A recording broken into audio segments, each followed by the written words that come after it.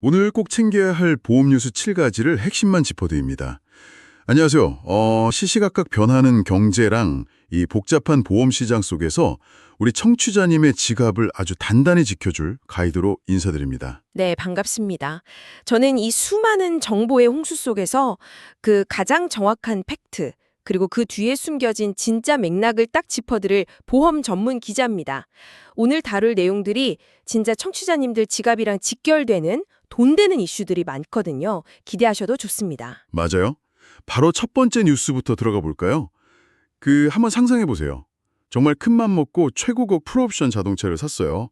근데 얼마 안 가서 엔진이 딱 멈춰버린 거예요. 아, 그거 진짜 상상만 해도 화나는데요. 그쵸. 그래서 황급히 서비스 센터에 달려갔더니 직원이 계약서 맨 뒷장, 그 돋보기로 봐야 겨우 보이는 아주 작은 글씨를 가리키면서 이러는 겁니다. 고객님, 엔진 고장은 보증 제외 항목입니다. 와, 황당함을 넘어서 진짜 분노가 치밀어 오르는 상황이네요. 그니까요. 그런데 이 말도 안 되는 일이 우리나라 보험시장, 그것도 생사가 오가는 암 환자들에게 수년 동안 똑같이 벌어지고 있었습니다. 오늘 저희가 파헤칠 첫 번째 이슈, 바로 소외감 전이에 대한 숨은 보험금 찾기입니다. 방금 말씀하신 그 엔진 없는 자동차 비유가 지금 금융감독원이 딱 짚어낸 문제의 핵심을 정확히 관통하고 있어요. 보험의 존재 이유가 결국 최악의 상황에서 나를 보호해 줄 거라는 신뢰인데 그 신뢰가 약관의 사각지대에서 완전 깨지고 있었던 거죠. 네, 구체적으로 이게 갑상선암 같은 소외감 환자들 이야기잖아요. 갑상선에서 시작된 암이 폐나 뼈 같은 다른 장기로 전이가 된 상황인 거죠. 맞습니다. 환자 입장에서는 명백하게 중증 일반암으로 고통받고 있는 건데 보험사들은 처음 암이 발생한 곳이 소외감인 갑상선이니까 전이가 얼마나 됐든 상관없이 그냥 소외감 보험금만 덜렁 쥐어주고 끝내버렸단 말이죠. 아, 진짜 너무하네요. 여기서 보험사들이 전가의 보도처럼 휘둘렀던 무기가 바로 원발암 부위 기준이라는 조항입니다. 쉽게 말해서 암이 처음 출발한 곳을 기준으로 보상하겠다는 논리였죠. 보험사 입장에서는 리스크를 줄이려고 만든 거겠지만 문제는 이 치명적인 독소 조항을 가입자들에게 제대로 설명하지 않았다는 거잖아요. 바로 그겁니다. 자동차 팔 때 엔진 빠진다는 걸 안 알려준 거나 다름없죠. 그래서 이번에 금감원이 아주 강력한 조치를 내렸습니다. 어떤 조치죠? 보험사가 가입 당시에 이 제도를 그 보험사가 가입자에게 꼭 알려줘야 할 의무를 다하지 않았다면 명백한 불안전 판매니까 핑계 대지 말고 일반암 수준의 보험금을 당장 지급하라는 겁니다. 와, 당장 지급하라. 통쾌하네요. 더 놀라운 건 이게 2006년 이후 계약까지 소멸시효 없이 전부 소급 적용된다는 사실이에요. 2006년이요. 아, 소급 적용이라는 단어가 주는 파급력이 진짜 어마어마하네요. 네, 금융당국이 보험사의 설명 의무를 얼마나 무겁게 보고 있는지 보여주는 대목이죠. 전문가 집단인 보험사가 유리한 약관을 숨겨둔 행태에 철퇴를 내린 겁니다. 그러니까 청취자 여러분 중에서도 과거에 갑상선암 등 소외감 진단을 받으셨는데 불행히도 전이가 발생해서 고생하셨던 분들 계실 겁니다. 그때 소외감 진단비만 받고 끝났다고 생각하셨다면 오늘 밤 당장 서랍을 열어 예전 보험증권을 샅샅이 뒤져보셔야 합니다. 맞아요. 합법적으로 수천만 원의 보험금을 되찾을 길이 열린 거니까요. 오늘의 가장 중요한 포인트. 과거에 소외감 진단비만 받았다면 지금 당장 일반암 추가 지급 대상인지 확인하십시오. 자, 그럼 두 번째 뉴스로 넘어가 볼까요? 이번에는 마땅히 받아야 할 보험금 이야기에서 반대로 억울하게 꽉 끼는 보험금 이슈입니다. 네, 잃어버린 돈을 되찾는 움직임이 있는 반면에 여전히 소비자 권리를 역주행하는 사례도 있죠. 바로 일터에서 다친 노동자들을 두 번 울리는 실손보험 삭감 논란입니다. 아, 이 이슈는 진짜 상식적으로 이해가 안 가더라고요. 일하다 다쳐서 국가제도로 산재 승인을 받았잖아요. 근데 내 돈 내고 가입한 개인 실손보험에서 불이익을 준다는 게 말이 되나요? 그러니까요.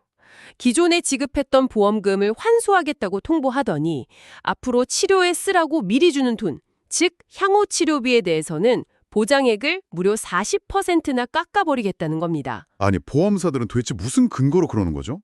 이번에도 약관을 들이미는 겁니다. 그 국민건강보험 미적용이라는 조항을 근거로 삼고 있는데요.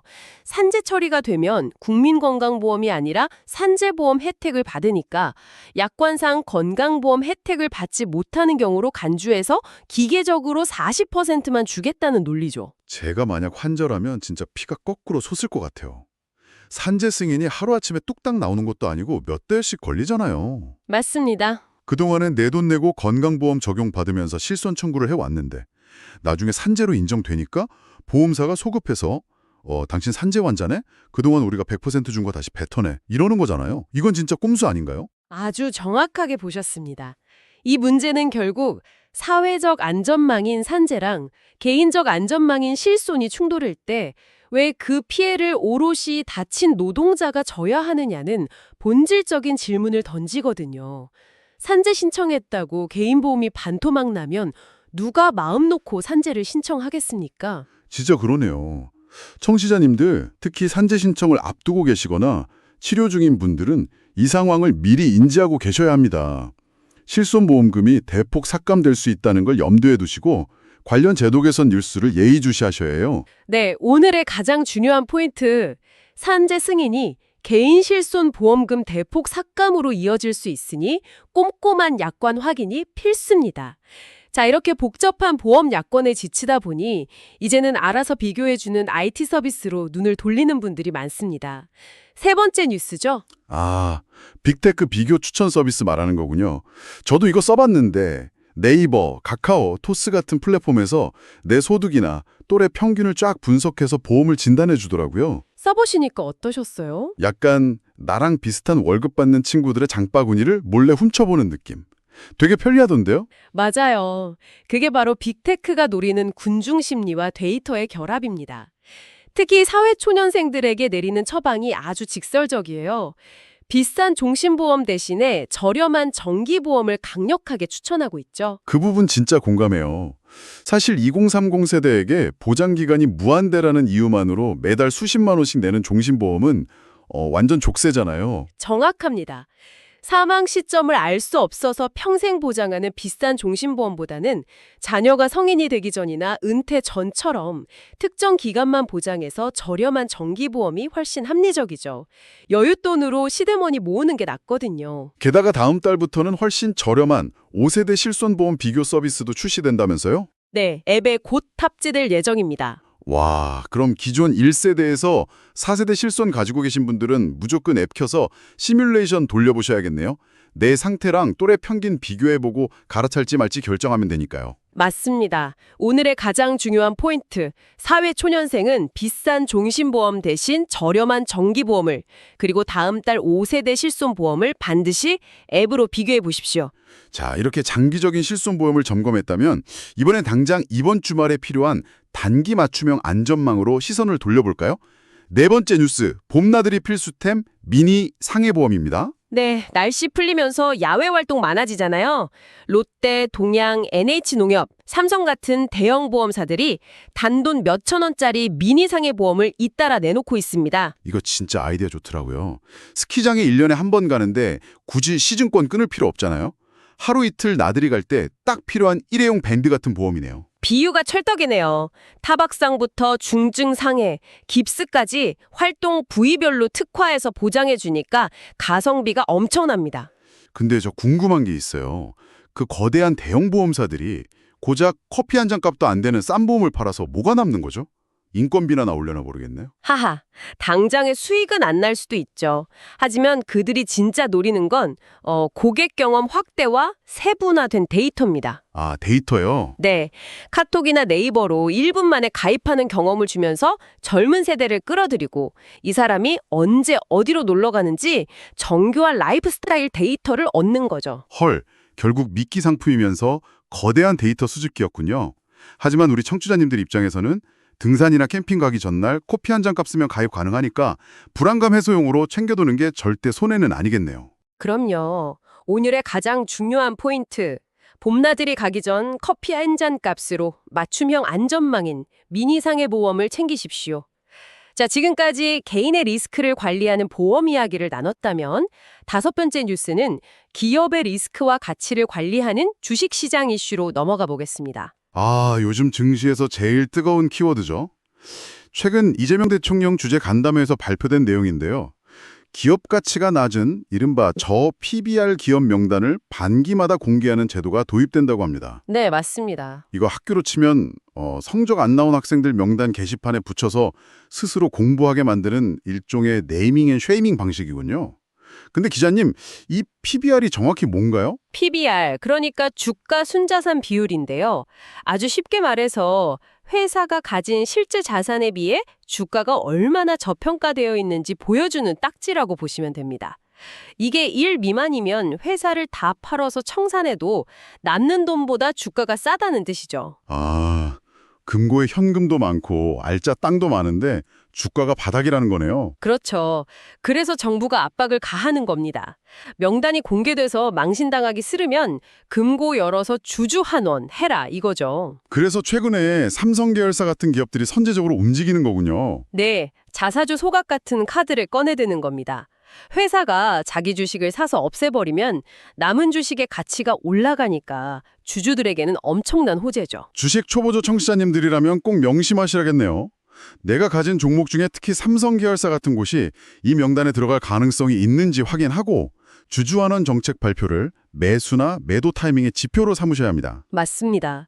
오늘의 가장 중요한 포인트, 정부의 명단 공개 압박에 따른 기업들의 자사주 소각 등 주주 환원 움직임을 훌륭한 투자 지표로 활용하십시오. 주식시장 전반의 정책을 살펴봤으니 이제 시장을 이끌 가장 강력한 특정 섹터, 반도체로 진입해 보겠습니다.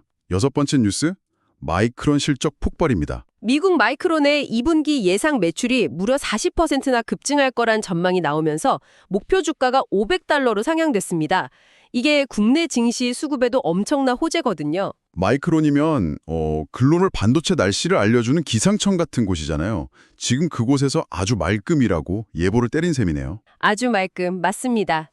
그 중심에 바로 HBM 고대역폭 메모리가 있습니다.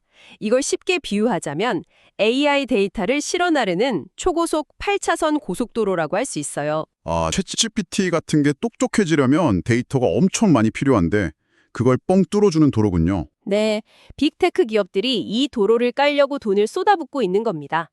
마이크론 실적을 좋다는 건 이 HBM 수요가 폭발적이라는 증거고요.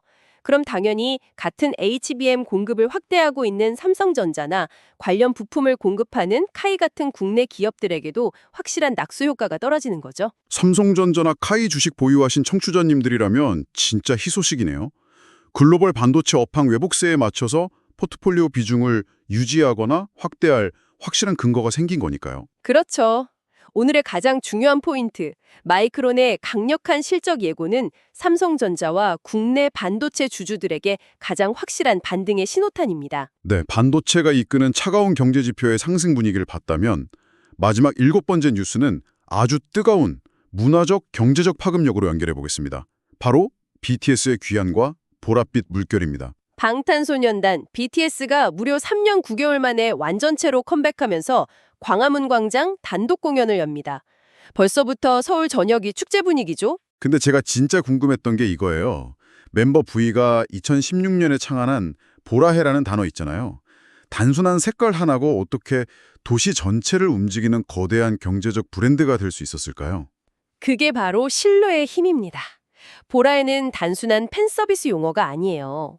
가수와 팬덤, 아미 간의 변치 않는 연대와 투명한 소통을 상징하거든요. 이게 겹겹이 쌓이면서 무한한 신뢰를 구축한 아주 완벽한 브랜딩 성공 사례가 된 겁니다. 와, 기업들이 로고 바꾸고 마케팅에 수백억을 써도 못 얻는 걸 끈끈한 유대감 하나로 했는 거네요. 맞습니다. 이 압도적인 팬덤이 지갑을 열고 자발적으로 가치를 퍼뜨리면서 만들어내는 무형의 경제적 가치가 정말 상상을 초월합니다. 청취자님들도 며칠 뒤에 서울 전역에서 열리는 경제적, 문화적 축제를 직접 즐기시면서 이 거대한 파급력을 체감해 보시면 좋겠습니다. 오늘의 가장 중요한 포인트, 단순한 색상을 넘어 무한한 신뢰의 경제적 브랜드가 된 BTS의 보라의 파급력에 주목하십시오. 네, 이렇게 해서 오늘 7가지 뉴스를 다 짚어봤는데요. 네, 오늘 살펴본 기업의 주주가치, PBR, 그리고 내 지갑을 지키는 보험금 약관들, 마지막으로 BTS가 만들어낸 신뢰의 브랜드까지 쫙 엮어보니까 진짜 묵직한 생각 하나가 떠오르네요. 어떤 생각인가요? BTS는 보라해라는 말 하나로 오랜 시간 팬들과 절대 깨지지 않는 무한한 신뢰를 쌓아 올렸잖아요. 그렇다면 오늘 우리가 살펴본 보험사와 금융당국은 어떨까요? 뼈아픈 비교가 될 것 같은데요. 약관의 아주 작은 글씨 뒤에 숨어서 환수 통보를 하거나 억지로 명단을 공개해야만 겨우 주주 가치를 챙기는 게 지금의 금융권이잖아요. 이들이 BTS처럼 소비자에게 우리가 당신을 끝까지 지키겠습니다 라는 진정한 신뢰의 브랜드를 구축하려면 과연 무엇부터 뜯어고쳐야 할까요? 정말 핵심을 찌르는 질문입니다. 진정성 있는 태도 변화가 가장 시급하겠죠. 네, 청취자 여러분이 가지고 계신 보험증권과 주식계좌가 단순한 종이 쪼가리가 아닌 진정한 신뢰의 증서가 될 수 있도록 오늘 배운 내용들을 꼭 다시 점검해 보시기 바랍니다. 오늘 딥다이브는 여기서 마칩니다. 끝까지 함께해 주셔서 감사합니다. 감사합니다.